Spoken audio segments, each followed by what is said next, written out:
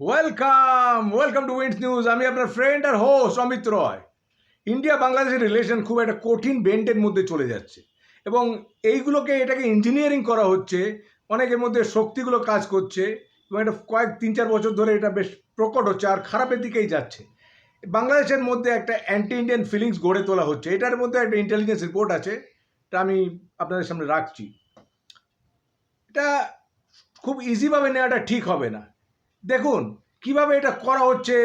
July revolution বা so called revolution বা যে কোনো রেভলিউশনই বলুন আর অ্যান্টি ইন্ডিয়া প্রোটেস্টই বলুন করেছিল ওরা 2 বছর আগে, এবং তার যে মাথাগুলো ছিল সবই আলট্রা জিহাদি। তারা একটা মোটামুটি সেকুলার গভর্নমেন্টকে উৎখাত করার জন্য এটা করেছে। দিয়ে কীভাবে মূর্তি ভাঙলো করলো, এগুলো তো আপনারা সবাই দেখেছেন। এবং এর পেছনে কারা ছিল আমরা প্রিভিয়াসলি আমি বলেছি এর পেছনে কারা ছিল, ডাইরেক্টলি বলেছি। এর পেছনে ছিল ডেফিনেটলি চাইনিজরা। অনেকে আমেরিকানদের বলছে, কিন্তু আমেরিকানরা থাকার চান্স খুব কম। যাই হোক, তারেক জিয়া এলো, তারেক রহমান, সে কিন্তু তার ইন্ডিয়ার সঙ্গে মোটামুটি ভালো রিলেশন ছিল। তাকে অনেকে প্রো আমেরিকান গ্রুপের সঙ্গে কানেক্টেডও বলা যেত, কিন্তু আমি মনে করি না সে খুব প্রো আমেরিকান বলে আমি মনে করি না, কারণ তার ভিসা আমেরিকায় বন্ধ আছে। যাই, প্লিজ লাইক করুন, শেয়ার করুন আর সাবস্ক্রাইব করলে খুশি হব।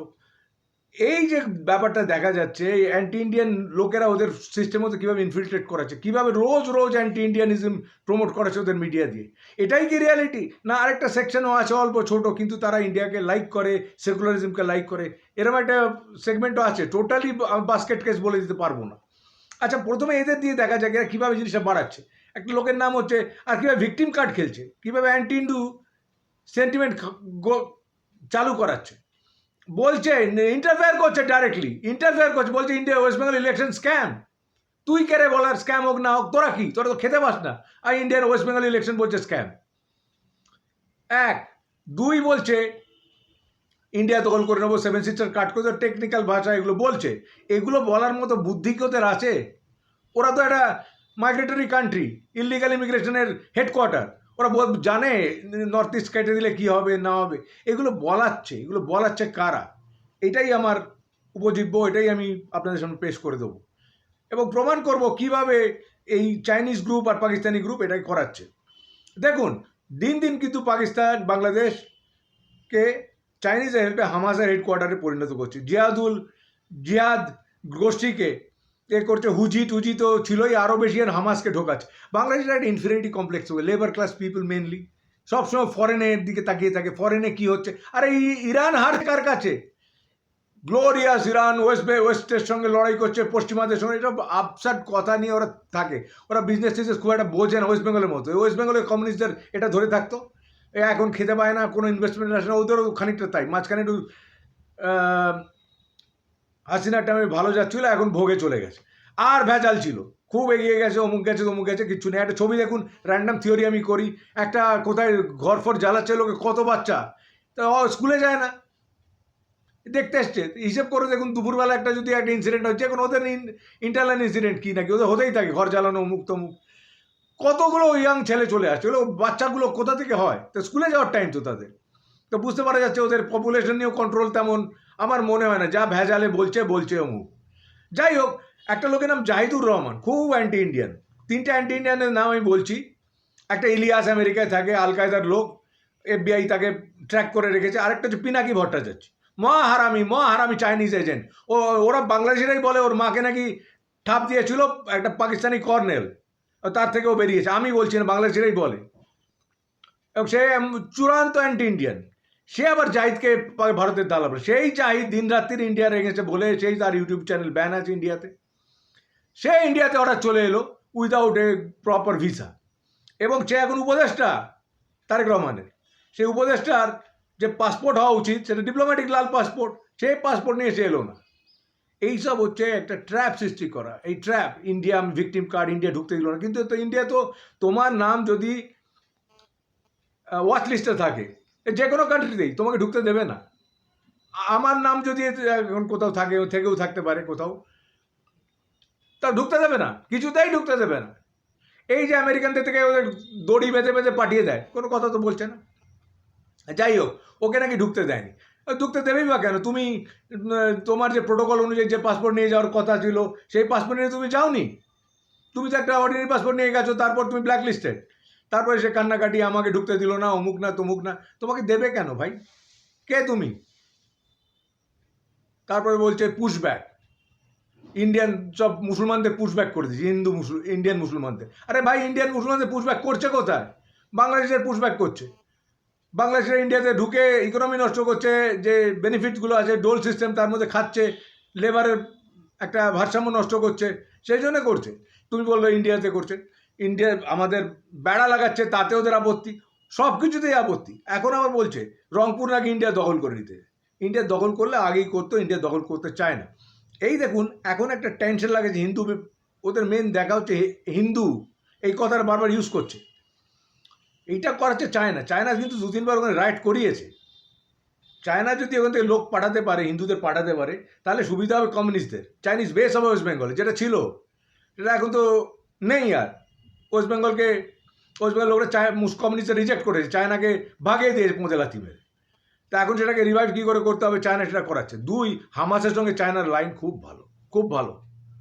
এই যে ফান্ডামেন্টালিস্টরা আছে, ফুজির সঙ্গে চায়নার লাইন খুব ভালো। দেখুন জিয়াউর রহমানের টাইমে কীভাবে চায়না চট্টগ্রাম পোর্ট দিয়ে আলফাকে হেল্প করাতো। আর আলফার বেস ছিল চায়নার এজেন্ট আলফার, বাংলাদেশে বেস ছিল। কী করেছিল? হাসিনা ভাগিয়ে দিয়েছিল। তখন দেখা চায়না একটা অলওয়েজ ইন্ডিয়াকে এখানে কর্নার করতে চাইছে। আর নেপাল দিয়ে করছে, আপনারা তো জানেনই। আর নেপালের বিদ্যুৎ নাকি পাকিস্তান বাংলাদেশকে যেতে দেবো না বলছে, এই সমস্ত বাজে কথা। বিদ্যুৎ ঠিকই যাচ্ছে, এক্সট্রা বিদ্যুৎ নাকি দেবে না বলেছে। আর তুমি টাকা দিতে পারবে না, দেবে না কেন? আর দিন রাতের ইন্ডিয়াকে গালাগালি দেবে। আর তুমি আর ইন্ডিয়া কি তুমি সমান? তুমি G20 পর্যন্ত আসো না, তুমি ইন্ডিয়ার সঙ্গে কম্প্যারিজন করছো। কী দিকে কম্প্যারিজন করছো? এখন বলবে যে ইন্ডিয়ার সঙ্গে আমরা সমান হবে, সমান হয় না। তোমার চাল বন্ধ করে দিলে, তেল বন্ধ করে দিলে, ইলেকট্রিক বন্ধ করে দিলে সমান বেরিয়ে যাবে। তুমি তো নিজের গার্মেন্ট ইন্ডাস্ট্রি মায়ের ভোগে দিয়ে দিয়েছো। কোনো কনস্ট্রাকটিভ কথা বলে না। যাই হোক, এটা হলো একটা দিক। আর একটা দিকের মধ্যে একটা অ্যাড করি, সেটা হচ্ছে এই যে রোজ অ্যান্টি ইন্ডিয়ান প্রোটেস্ট বের করছে, এই যে ওদের মৌলবাদীদের কন্ট্রোল করছে না। ইঞ্জিনিয়ারিং আছে ওদের DGFI এর একটা সেকশনের, কন্ট্রোল করছে না। কীভাবে অ্যান্টি ইন্ডিয়ানিজম প্রমোট করাচ্ছে, এ তো খুব ভয়ের কথা। এর থেকে বেরোনোর রাস্তা খুব কঠিন। ওদের কঠিন, আমাদের কঠিন না। ওরাই প্রবলেমে পড়বে, ইন্ডিয়ার কোনো প্রবলেম নেই। কিন্তু একটা শ্রেণীর বাংলাদেশি কিন্তু এই ব্যাপারটা বোঝে। তারা কিন্তু এরকম নয়, তারা কোয়াইট সেকুলার, তারা ওপেন মাইন্ডেড। তারা বলে দিচ্ছে ভারত আমাদের বন্ধু। এই যে জাহিদুর রহমানটা ইন্ডিয়াতে এসছে গন্ডগোল পাকাতে, তারাই বলছে যে এই শালা কী মতলবে গেছিলো, কী করতে গেছিলো, কেন নয় গন্ডগোল পাকাতে গেছিলো। রোজ টেলিভিশনে বলে এই সমস্ত কথা, ইন্ডিয়ার এগেনস্টে, ইন্ডিয়ার মায়ের এ করে। তো এগুলো করছে তো বাংলাদেশের লোকেরাই বলছে একটা সেকশন। এই সেকশনটাকে আমরা যদি ইন্ডিয়ানরা না অ্যাড্রেস করতে পারি, ওদের সঙ্গে ভালো রিলেশন না করতে পারি, আমরা যদি টোটাল অ্যান্টি বাংলাদেশি মোডে চলে যাই, তাহলে কিন্তু ভালো হবে না। ওরা তাই চাইছে আমরা অ্যান্টি বাংলাদেশিতে চলে যাই, বাংলাদেশকে এরকম করি, কিন্তু সেটা ঠিক হচ্ছে না। বাংলাদেশকে খুব ব্যালেন্স করে চলতে হবে। বাংলাদেশ খুব ইম্পর্টেন্ট স্ট্র্যাটেজিক জায়গা, সেটা মনে রাখতে হবে। যদিও ওদের মধ্যে ওই সেকশনটা এখন এর মধ্যে কন্ট্রোল করা আছে, কিন্তু একটা হেট্রেড তো চিরকাল চলতে পারে না। তবে করা উচিত তারেক রহমানের অন্যভাবে প্রেশার ক্রিয়েট করা উচিত, যেটা চলতে দেওয়া নেই। ওই যে জায়েদটাকে ভাগিয়ে দিয়ে তো ভালো করেছে, আমি তো বলবো খারাপ করেনি। কিন্তু ওই যে শক্তিগুলো রয়েছে, সেই শক্তি, যে সেকুলার শক্তি বা খানিকটা প্রগ্রেসিভ শক্তি, তাদের সঙ্গে ভালোভাবে রিলেশনটাকে রাখা উচিত। এই যে আমাদের অ্যাম্বাসাডারটাকে পাঠালো হাই কমিশনার দীনেশ ত্রিবেদী, মহা চুতিয়া লোক। আমি সরি টু সে দ্যাট। গিয়েই বললে একাকাশ, এরকম বলার দরকার কে আছে? সঙ্গে সঙ্গে ওরা বলতে আরম্ভ করলো যে গ্রেটার ভারত উগ্র, আর গ্রেটার ভারতের লোক অমুক তমুক, এইসব কথা বলার দরকার কী রে তোর? এক আকাশ অমুক আকাশ, তুই বেটা বাঙালি, তুই বেটা ত্রিবেদী, তুই গিয়ে ওরম বলছিস? তুই বাঙালি সেন্টিমেন্ট জানিস? বাঙালি কীভাবে প্যাঁচ খেলে তুই জানিস? এইসব কথাগুলো বলার দরকার কী ছিল? এইসব লোককে পাঠিয়ে ঠিক কাজ করেনি। অনেক স্মার্ট লোক আছে, অনেক কিছু আছে করার, সেগুলো করতে পারে। কিন্তু এইটা মোটামুটি এখন দেখা যাচ্ছে একটা সাই ওয়ার চায়না চালাচ্ছে, এই যে অ্যান্টি ইন্ডিয়ানিজম, এর এগেনস্টে আমাদেরও সাই ওয়ার খেলতে হবে। এবং আমাকে জাপানকে নিতে হবে, আমেরিকাকে নিতে হবে। এই দুদের বাদ দিয়ে করবে না। আমরা যে আমেরিকাকে গালাগালি দিই, এই যে বোকাচোদা চ্যানেলগুলো ওয়েস্ট বেঙ্গলের ডিপস্টেট করে, ডিপস্টেট তোর মধ্যে লাগতে যাবে কেন? তোর মধ্যে লাগতে যাবে কেন? আমেরিকান ইন্টারেস্ট ইন্ডিয়াতে বেশি না বাংলাদেশে বেশি? আর বাংলাদেশ যদি চায়নার হাতে টোটাল চলে যায়, সেটা কি ইন্ডিয়ার জন্য ভালো হবে? আমেরিকার ইন্টারেস্টটা তুলে রাখা উচিত। আর দ্বিতীয়ত জাপানকে আনতে হবে। বাংলাদেশ জাপানের সঙ্গে ভালো রিলেশন, কিন্তু ইন্ডিয়ারা সেভাবে এইসব খেলতে জানে না। জয়শঙ্করকে আমি খুব একটা স্মার্ট বলে মনে করি না। দু চার চিবিয়ে চিবিয়ে একটু ইংলিশ বলে দিল, এটা খুব একটা স্মার্ট কাজ হয় না।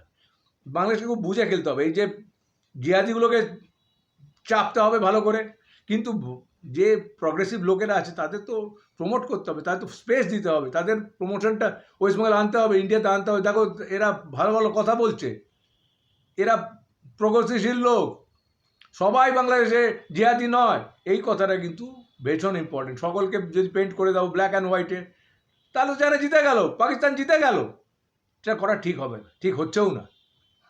ওই সমস্ত লোককে আমাদের চ্যানেলে এনে কথানো বলানো, ওদের বক্তব্য তুলে ধরা যে বাংলাদেশে কীভাবে ইনফিল্ট্রেট করেছে জিহাদি চায়নার ব্যাকিংয়ে, পাকিস্তানের ব্যাকিংয়ে, সেটা দেখাতে হবে তো। এটাই বক্তব্য। ভিকটিম কার্ড খেলতে দিও না, চায়নার ট্র্যাপে পড়ো না, ওদের টোটাল হেট্রেটে চলে গিয়ে ওদের রামচণ্ডী বানিয়ে দিও না, এটাই বক্তব্য। প্লিজ লাইক করবেন, শেয়ার করবেন আর সাবস্ক্রাইব করুন please. Thank you very much.